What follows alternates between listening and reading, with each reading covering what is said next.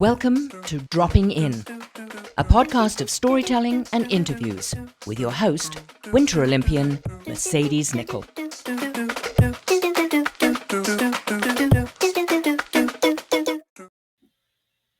Thank you so much for dropping in today. This is series 12.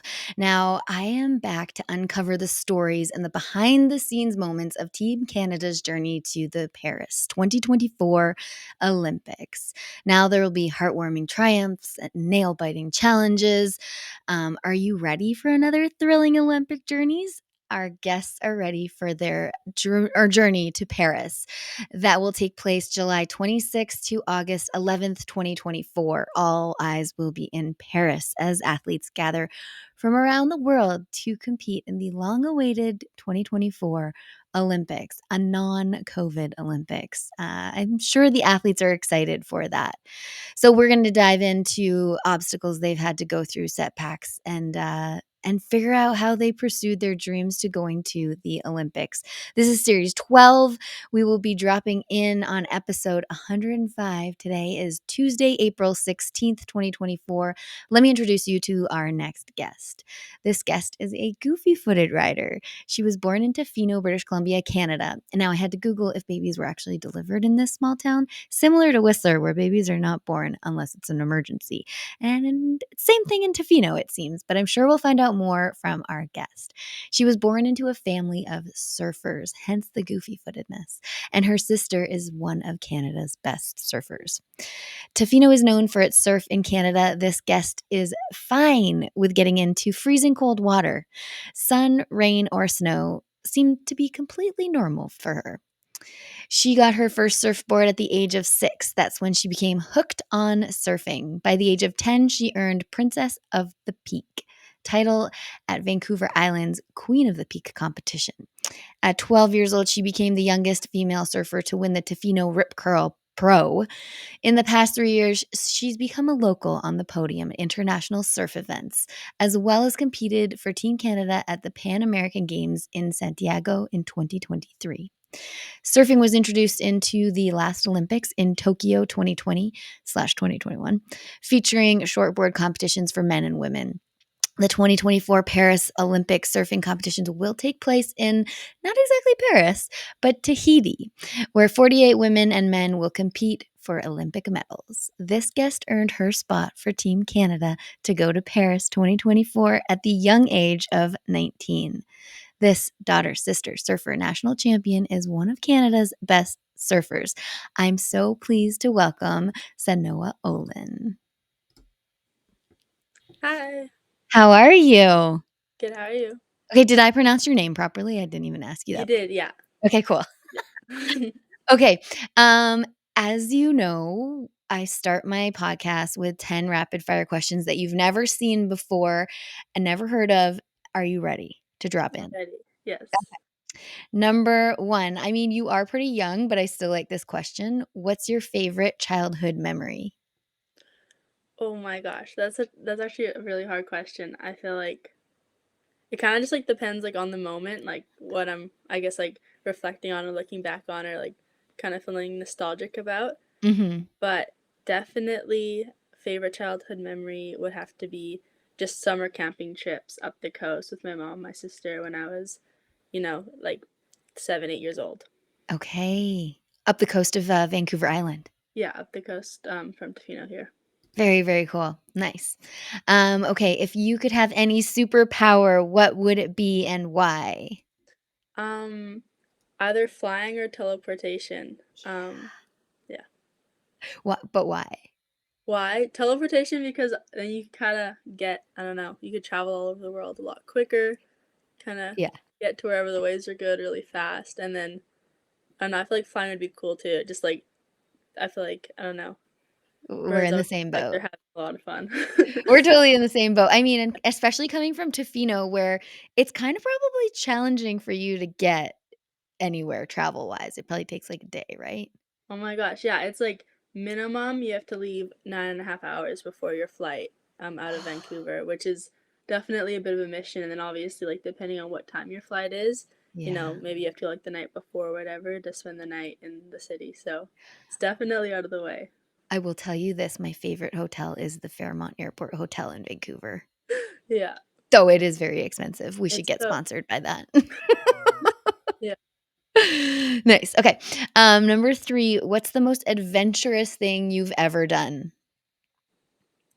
Ooh, gosh, I don't know. I feel like um these are definitely not gonna be rapid, that's for sure. No, they're never rapid, don't worry. Maybe going skydiving. I don't know. You've already skydived? Yeah, I went oh, it's probably 2 years ago now, maybe. Oh, I don't remember dang. exactly what the date was, but I went on like the island. It was really cool. Holy moly. Wait, so you had were you on no, wait, someone was on your back, right? Yeah, Dude, would you do it again? I would do it again. Like Okay. right after I did it, I was like, "Oh my gosh, like that was insane. I want to do that like a ton more." But Yeah. it is also like a little scary. Like I've never like Heck yeah. experienced that amount of like adrenaline before, or like the type of like trouble breathing and stuff, just like from like excitement and stuff. So Right. I don't know if it's like something like you do multiple times and like test your luck in, but I don't Don't know. worry, my brother is way into it and he has done it like a bajillion times. Yeah. So, I haven't done it yet. Okay, congrats. Well, you must have been like 16 or 17. Yeah, I think I was 16. I actually can't remember exactly when it was, but I think it was 2 years. Wild. Oh my Yeah. gosh, you've done so much. It's awesome. I mean, most people would be like, "Dude, drop this crazy gnarly like wave. That's pretty adventurous." But for you, that's like normal, right? So that I like that you chose that. Okay. Number 4, if you could travel anywhere in the world right now, where would you go and why? Right now, I would go to Tahiti so I Ah, could get some sessions in and start training. And I don't know, just this is definitely like one of my favorite places I've ever traveled to. So I don't know, I'm really looking forward to spending some time there the next little bit. So okay, I'd probably cool. teleport there. Okay, sick. Oh, yeah, we teleport there. No biggie. Number 5, what's your go-to comfort food? Probably like bread and butter and cheese. Okay, have you been to Europe? Yeah. Yeah, Yeah, my dad lives in Germany, so definitely I've spent a amazing. bit of time there, yeah. Yeah, yeah, yeah. That's their bread and butter. Yeah. Okay, number 6, what other sports do you do? Um, I don't really like do any other sports necessarily. Like we'll spend some time in the mountains as a family, so like snowboard a little bit in the winter. Yeah, Um, but yeah, I don't know. Like I skied when I was growing up, did some dance and gymnastics, but kind cool. of has just been surfing for me. Game on. At the age of 6, you were hooked. Mhm. Nice. Okay, number 7, I don't know if you're a reader, but what's the best book you've read recently? If you're not a Recent, reader, yeah. then maybe movie. No, I am a reader. Oh, you are? Okay. Yeah, recently, or I guess it wasn't that recent, but a couple months ago I finished the book Tiger. Um, Okay. I really liked that book. I thought it was really good. What's that one But about? I can't remember who the author is right now. That's okay, I So never remember anything. Tiger, what's it about? it's about tiger poaching Oh, in shut like up. Russia and stuff. It's really crazy, but No the book way. was really well done and like obviously like it's like about tiger poaching, but Yeah, it's like I feel like there's like it's kind of about other things at the same time. Like the writer and like the stories in it are really cool and I don't know. I okay. just thought yeah, I thought it was a really good book. Wicked. I'm Yeah. I'm like, I'm a closet book freak, so I like getting ideas of what to read next. Thank you. Number 8, what's your favorite movie of all time? Oh my gosh. This is I feel like there's so many movies you'll watch when you're like 10 years old and so Yeah. you're like, "Oh my gosh, this is my favorite movie." And then there's been a couple that like I've rewatched like that I thought I loved recently. I'm like, "Okay, like that movie's terrible." So Okay. it's kind of like I don't know, I feel like that's kind of a tough one, but definitely like The Notebook is a classic. That movie's really Ah, good. And then growing like when I was younger, like me and my sister and my mom kind of for like movie nights a couple times would watch like 50 First Dates or like just go with it, like kind of movies like that. And I feel like we'd always find them really funny. So those Love are that. probably favorites just because of the memories. I feel like 51st Dates was just on TV and I saw it and I was like, man, this is a good one. Yeah, that one. The For Notebook sure. is a classic too. I like that. Yeah. Number 9, if you could only listen to one song for the rest of your life, what would it be? I have no idea. I don't know either. But like, is there a genre of music that you like, that you prefer? Um, I mean, I don't necessarily know what my favorite genre is. I definitely find myself listening to like I don't know, like Coulter Wall, like Brent Cobb, Charlie Crockett, like kind of those Cool. artists the most. But Okay. I don't know. I literally listen to anything. Yeah. Okay. Do you listen okay, this is not on the rapid fire, but do you like you can't listen to music while you're surfing. Like when I was snowboarding, I would listen to music when I was like hiking or just like have it in my ears. Mhm. Is there any like do you wake up in the morning and something like pumps you up to like get you out there? Yeah, sometimes like a lot of surfers will listen to music like before their heats and headphones Mhm. or like kind of before they surf to get them amped up. And sometimes like if I'm driving to surf, I don't know, Yeah. like with my sister or a friend, like they'll have certain car like songs in the car that'll get you kind of amped. But Okay. I don't really usually listen to music before I surf. I find like I don't know if I do, it'll be like something like mellow too, just because I don't like getting too amped up. Okay, cool. I respect that totally. Number 10, this is the serious question. What goes through your mind when you're about to drop into a wave?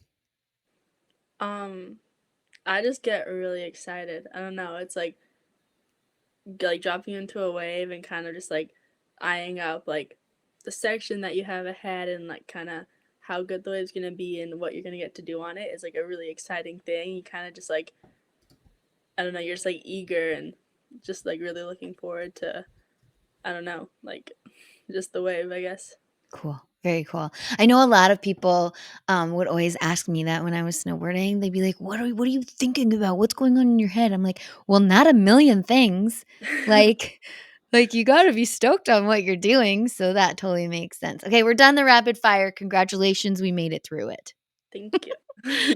Um, as I said in the bio, you were born in Tofino, and in Whistler, we have probably the same size kind of hospital, like emergency room as you guys do. So, was that weird? Was that weird for your mom? Yeah, so my mom actually had an unassisted birth with me in our house here. So it's just Oh, her and then my dad was in the house and then my grandma and then my older sister, but she okay. was just like 2.5 at the time. So, Wow. and I mean like the when she had my sister, she had an at-home birth as well, but she had a midwife around. Okay. So I guess like with me just being her second child, she yeah, she just kind of felt ready and confident to do on her own, which I think is so cool and so inspiring. So I Dude, that's definitely love that. mad respect. Yeah, for sure. Wow. Okay, I like I it's weird that I was like, "Okay, I don't think many people are born in Tofino. Let's get into this a little more." Man, your Yeah. mom seems like a wonderful human. Good for her. All right, let's dig deep into, surfing. Now, correct me if I'm wrong, but you will be our first Canadian to compete for Canada at the Olympics in surfing. Is that right? Yeah. Yes. And do we have a man that's going as well? No, unfortunately, none of the guys in the team qualified this Oh year. my gosh, you're gonna be the only Canadian. Yeah. Wild. Okay, how does that make you feel? It's definitely a crazy feeling. Yeah, Obviously, like going to the Olympics, in any sport is, a huge accomplishment, and especially just, like they're 4 years apart, and there's definitely like a lot of like build up and yeah, I don't know, like I guess like expectation and that, and just all the things that can come around it. for sure. So to just like be a part of that event, and especially because it is relatively new for surfing, like it wasn't really like I guess like a goal that I could have had, like super young, just because like it wasn't like something that Totally. you wouldn't be a surfer and Olympian until just this past like the past Olympics I went through. So it's just Yeah. really cool to I guess like be a part of it and to just have that experience because I don't know, I guess I never really thought I would have it. That's rad. Now, I want to talk about you qualifying for the games. I was trying to read up on how you qualified, and I think I figured out that through the Pan Am Games, is that what gave you your berth to go for Team Canada for the Olympics? You got silver there, right?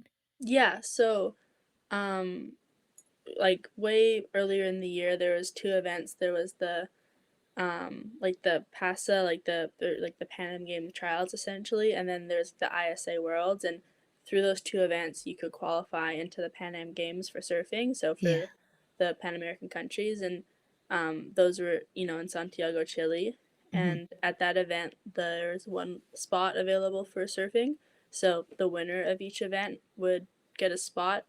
Okay. um, but in on the girl side of the draw, there was a surfer. Her name's Tatiana Weston Webb, and she's Brazilian and she's on the world tour. So she already had a qualified spot.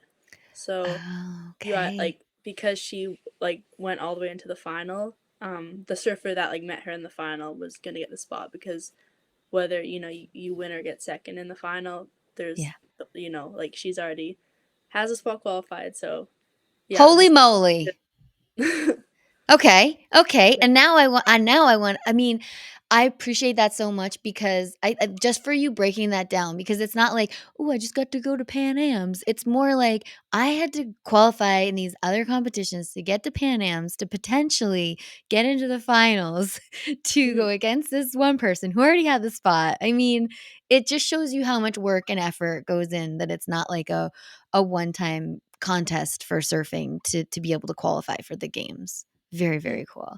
Yeah. I wanna get into, like, obviously, just for people that don't know much about surfing, myself included, that it is a judge sport and there are scores, for each wave that you ride from point 1 to 10. Is that right? Yeah. Okay, do you Mhm. wanna go through the process of, like, how the heats work and everything like that for everyone? Yeah. So in surfing, you sent out into heats at certain levels. It'll be four-man heats, but then as you get into the higher levels, it'll be three or two-man heats. Mhm. Um, you go out for 20, 25, or 30 minutes. Once again, depending on the event, and you're scored on a scale from 0.1, I guess, to Yeah. 10. Yeah. 10 being the best and like zero being the worst. You get to ride two waves, and or so you get to ride as many waves as you want, but your top two waves are scored. Okay. And there's five judges on the panel. They all lay out a score, and then the high and the low score get dropped, and the three get Yeah. averaged out to give you your score. There's lots of different things that go into the criteria. Mhm. It's, you know, as far as like in the surfing goes, it's speed, power, and flow. But depending on the conditions, you're also scored on, you know, like the size of the wave that you're on and how critical the sections are that you're hitting, and yeah, your different like combination of maneuvers. So there's definitely like a lot of um different things that go into like the scoring of it, and it's definitely like confusing to understand if you don't like know too much about surfing. Right, right. So when people are watching at the Olympics, say, um, should they just be like, should they'll I mean, you talked about speed, power, and flow, but how do you get to decide if you're gonna be on that one big wave that might give you more points? Yeah, so obviously, like, you know, like selecting a wave is really important, and Mhm, you kind of you just got to pick the one that looks the best. If you are, you know, in the lineup with other surfers, mhm, the surfer who is deepest, so like the closest to where the wave originally breaks, mhm. is like has the right of way. And then in a heat, once like the surface is already caught waves, priority is established. So that essentially is just like taking turns. If someone goes on a wave, then the other person has priority. Okay. Um, and it kind of just like, I don't know, helps give everyone equal opportunity, I guess. Very cool. I appreciate you breaking that down for us. I want to talk about interference penalties. Does that Yeah, happen? it does happen for sure. Definitely not that often. Obviously, getting an interference in a heat is, you know, really unfortunate, and you know, you can get interference and still make the heat, but just because of, I don't know, it makes it a lot harder. So just because of that, you know, everyone's usually really careful, and Okay, what does dog, you interference know. exactly mean though? Yeah, Like you so hitting someone? it can mean a couple different things. If Okay. you at the start of a heat, like you can either like get in someone's way and they Mm. have like there's no way for them to get around you, so like they more or less like almost hit you, and then you get in their way of like their scoring potential on the wave, Yeah. or like you're paddling and they're paddling for a wave and you get in their way a little bit and they can't get the wave, or in some heats like before priority is established and one person kind of has um right of way over the other, like people will battle really hard to get the first wave, and so one will try and Right. go left, one will try and go right, and they'll I don't know, I guess like they'll just have to kind of determine like who was more in position or who was like on Right. like the better looking wave. So there's a lot of like different ways it can happen, but in some situations only half of one of your scores is taken away, and then in Okay. others a whole one is taken away. So Gnarly. Okay. yeah. I think it's fascinating. It might not be to you. I just don't know surfing that well, so I think it's gonna be super exciting to watch. I mean, every time there's so many snowboarders that just love watching surfing. I remember I was, on a photo shoot and a snowboarder, DCP, he literally had his phone, like, out at the top of a cliff, and he was watching surfing. So you've got fans everywhere. It's awesome. I wanna talk about your family for a bit. I mean, we understand how challenging it was for you to qualify. I mean, there were other Canadian women that really wanted the spot as well, right? And Hmm, yeah. those are your teammates. How was it with what's up with your sister? Did she wanna qualify or no?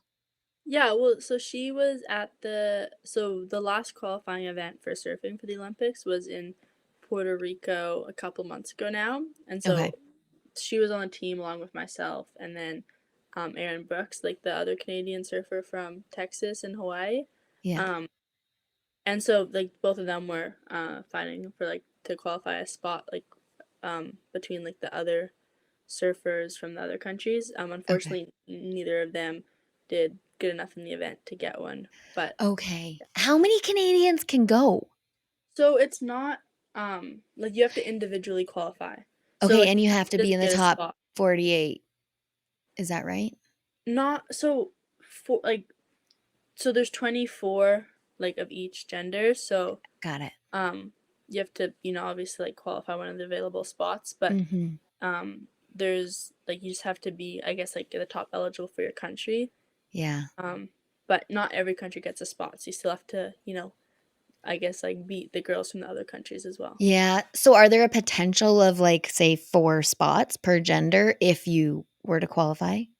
So there's two spots per country, Okay. except three for two different countries because at the two like at the 2022 and the 2024 ISA World Games, Yeah. the like winning girls overall team and the winning guys overall team earned additional spots. So like third Oh, spots. interesting. So yeah, so two of the different countries gets three people, Yeah, and then other than that, like two is the it's max. 2. Okay. For women. And for guys, yeah, Oh, so per it's country, oh, but just doesn't sound yeah. fair. So yeah, so sorry, so two women, two guys, so four per Okay, country. yeah, yeah. Yeah, Okay. And wow, it's just so hard to qualify, dude. I feel their pain and I feel everything that you went through because I had to go through it 4 times. I don't know why I did it 4 times. No, I do. But it's a wild ride. I'm super, super proud of you.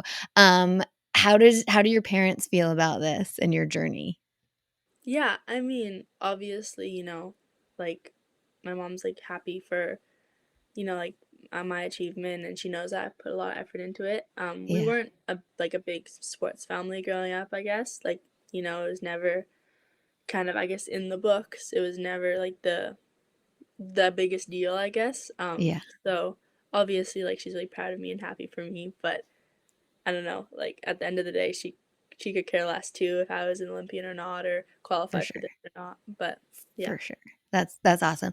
Um, because there's so many other competitions on, like, in the surf world, I mean, I know in snowboarding that some people are like, "Oh, X Games is more valued than the Olympics."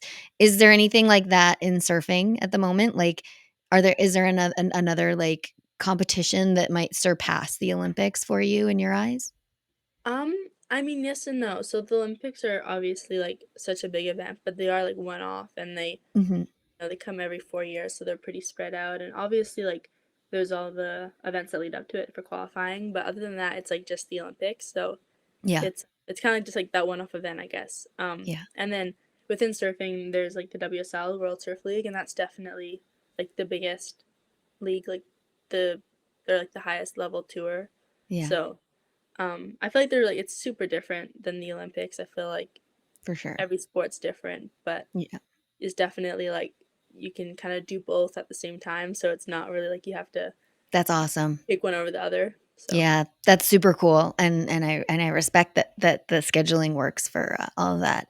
Very, very awesome. Any injuries that you've had to overcome? I've haven't had knock Knock on on wood. wood. Knock on all. Knocking on all of it. Knocked on all of it. It's because you have Albie. Yeah, I You're haven't strong. had any like big injuries I've had to overcome in my career yet. Cool. Yeah. Obviously, that's kind of I guess something that you hope you never have to deal with, but Yeah. For sure. For sure. definitely always, doing what I can as far as like stuff on land and just like making sure I'm, like not overtraining. I feel it's really important for that. Like making sure like yes, you want to be strong, but Yeah. keeping your flexibility up and mobility and kind of like those things is hopefully and will continue to help me with that. For sure. Now I want to talk about your team dynamics. Because I'm gonna have Albie on as his own podcast after you, and he is awesome because he helped me train when I was snowboarding. I don't know if you knew that, but he's amazing, which you do know, I'm pretty sure. Who else is on your team? And if you do want to just like talk about how your training day goes. Yeah. Sorry, do you mean like my personal team or like the Team Canada team? Well, let's start with your personal team and then make it broader with Team Canada. Yeah. I mean, my personal team is obviously like first my family. Um, Hmm. and then I've been really fortunate to work with like a lot of different surf coaches around the world Yeah. at different like events or just kind of different stages at my life. But my day-to-day training is like it's not very strict or anything crazy. My mom has like a I guess like a dance yoga studio in her house, and she's let me kind of fill it up with like some at-home gym equipment. Got like some weights Nice. and a trap bar and a couple other fun little things. So it's just kind of like trying whenever I'm home and not at events, trying to get in there a couple times a week, and then just surfing and um, just like working on the things that I know I can get better at. And I don't know. I feel Wicked. like in every sport, I feel like people feel like this, but surfing is so fun. It's not really like one of those things where it's like, oh, I have to go train. It's, like every day Yeah. you just kind of want to go surf. So I Yeah. don't know. The training doesn't feel too crazy. Um, okay, well, like, what are the times that you're in the water? Obviously, you gotta think about waves and tides, and that is why I don't surf because I don't know how to read the waves nor understand anything about it. So give me, like, Cole's notes on that.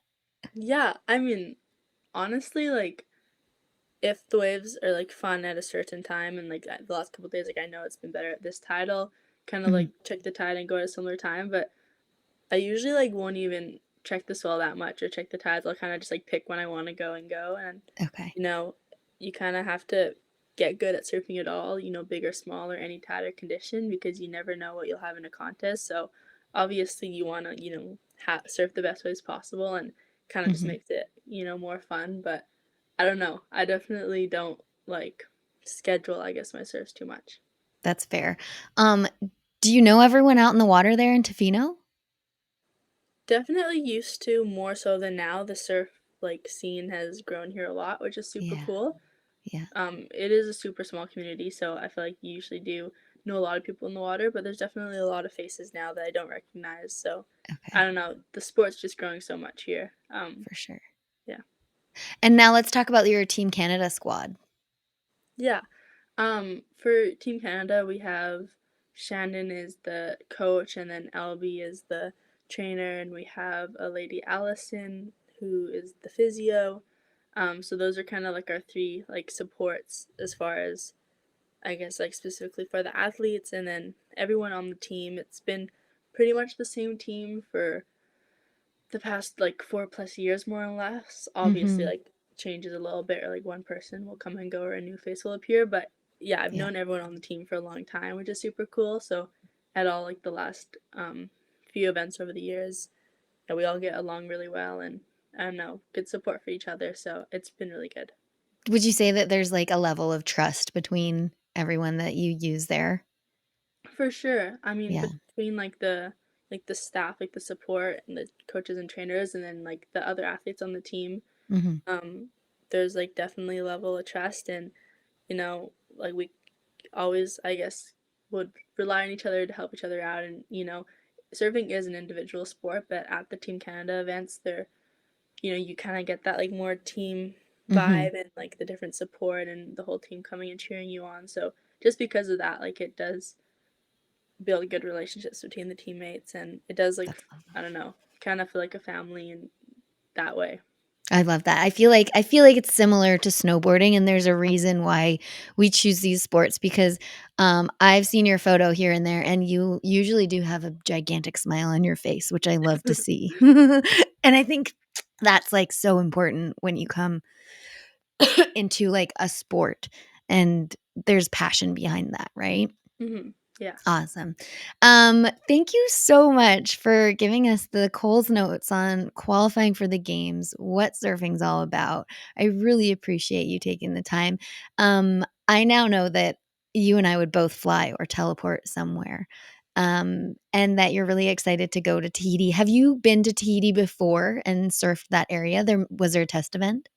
Yeah, there wasn't a test event, but I've been Okay, twice. I went with one of the brands that I ride for, Billabong, for a cool. girls' camp 2 years ago, or 2 and a bit years ago. So that was super cool. And then I went almost a year ago now with Team Canada for kind of, I guess, like a training camp before Mhm. the like Olympic qualification stuff started happening. Nice. It's I mean, it's such a beautiful part of the world, and the wave is it's really fun, but it does get like big and scary, kind of like Yeah. the ways that you'll hear about it all the time. So um yeah, I'm really excited to be going back, and I don't know, it's just like such a crazy opportunity to get to not only be in an event there, but just have the whole experience of spending time there and training at that wave. And yeah, I guess like the whole process of it is really cool. And okay, excuse my ignorance, but is there like a forecast of how big the wave might be during July, August timing? I mean, so obviously it's much too far out, like right now when Yeah. we're doing this to, um, I guess like see how big it'll be. That is Mhm. during their swell season, Oh, but so Jesus. you could expect it to be pretty big, but Okay. I guess we just won't know until it's kind of upon us. But I guess it'll be whatever it is. You can't control it, but I definitely. Are you excited? Like you said that you like when you drop in, you're excited. Are you like really excited to surf this specific wave again? I am really excited. Yeah. Obviously, like depending on the conditions and size and all of it, there will be different emotions, and Yeah. but I'm super excited. Wicked. Okay. Any advice that I could give you? Have you had the food there in Tahiti? Is it good food? I have, yeah, it's super good. Okay, bread and butter. Can you get bread and butter? I know you like bread and Yeah, butter. you can get that, yeah. Awesome. Okay. Let everyone know where they can find you online if they want to follow along on your journey. Yeah, as far as I guess social media goes, I only have Instagram of all the platforms. I feel like there's a Awesome. lot now. So yeah, my Instagram handle is Sanoa_Olin. It's Instagram handle is the right thing to say, right? Yeah, totally. You got Okay, I was like, I said that it. out loud, and I was like, wait. No, you got it. But yeah. Awesome. Okay, well, everyone should follow you along because I mean, your journey is just starting, even though you've been doing it and getting titles since you were 12 years old.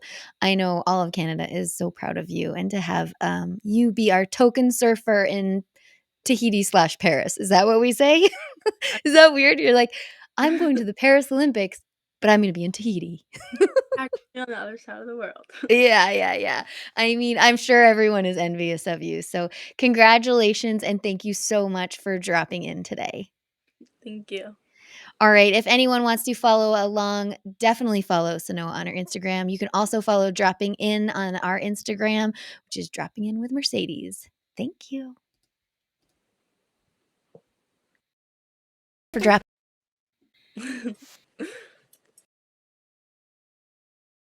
dropping in today. You can find everything you want to know about Dropping In with Mercedes at droppinginwithmercedes.com. Don't forget to subscribe on Apple, Spotify, and YouTube.